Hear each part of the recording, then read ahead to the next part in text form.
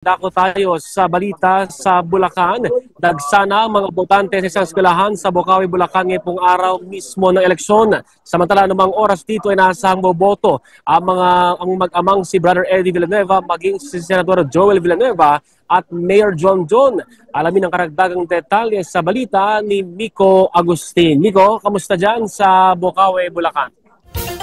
Inaasahan ng anumang oras ngayong umaga ay darating na dito sa Bundo Elementary School sa Bocaue, Bulacan si Tibak Party List Representative Bishop Brother Eddie Villanueva at mga anak nito na sina Senator Joel at Mayor John John. Matatandang tumatakbo bilang re-election sa Tibak Party List si Brother Eddie habang sa lokal na pagka-alkalde naman si John John. Samantala maaga pa lang ay mahaba ng pila ng mga botante dito sa pila ng mga presinto sa paaralan. Wala naman masyadong reklamo ang mga nandito ngayon maliban sa mga habang pila at ilang mga hindi mahanap ang kanilang mga presinto. Pero meron namang mga nakaabang na marshal na pwedeng tumulong maghanap, lalo na sa mga first-time voter.